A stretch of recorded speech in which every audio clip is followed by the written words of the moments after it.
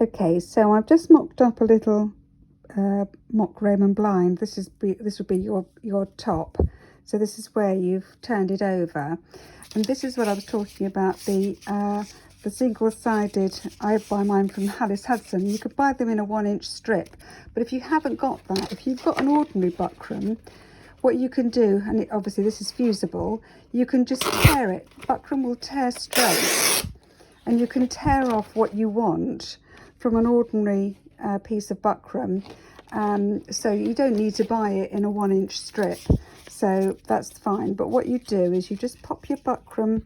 Oops, I just need to adjust my phone because it's tricky. I'm having to balance it. So what you do is you just put your buckram along there and just tear it to size. I never use a pair of scissors for buckram, I'm terribly lazy. And then you just pop it in and then turn it over to where you would have had it. Hope you can see this. I'm trying to look at what I'm doing and what I'm doing here. And then I know you've got your fusible bonded here, which I haven't put on there, but that's fine. And then you just do that. That's all nice. That's all beautifully. It's quite soft at the moment, but once it cools down, it's going to be quite stiff. And then put your lining to the top, and then obviously put your Velcro on, cut it, and then you'll hand sew it all the way around, and then that's your top, which will be lovely and crisp, a nice crisp edge.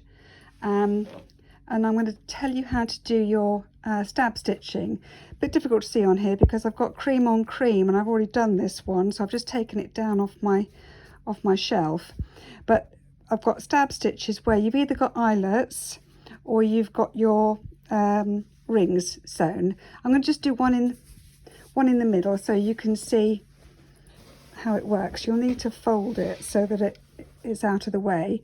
But what you do is you don't have a knot on the end of your cotton. You have it in double, and you put it in at the top of your pocket. Put it down, bring it through, go back in almost the same hole. And then when it comes through, what you're going to do is you're going to knot it 4 times loosely. You don't have to go too tight with it.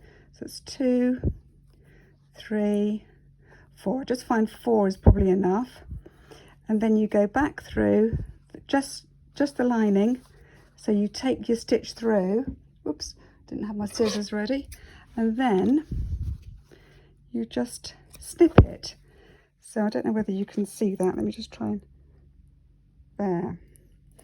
So you've just got like this little thing, and then from the right side, you can't see anything. It's lovely and smooth, but it's enough to hold it in place. And I'm going to take this now and show you. This is, as they say in all the best places, this is one I made earlier.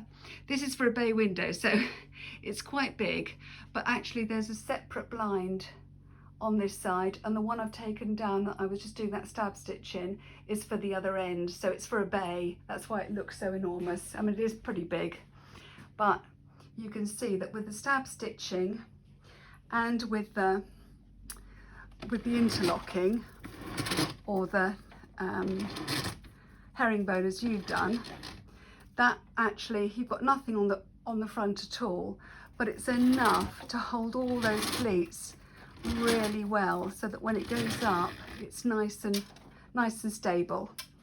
So hopefully that's been of help. If you've got any queries on what I've just shown you, or it didn't come through properly, just give me a call. Okay, bye.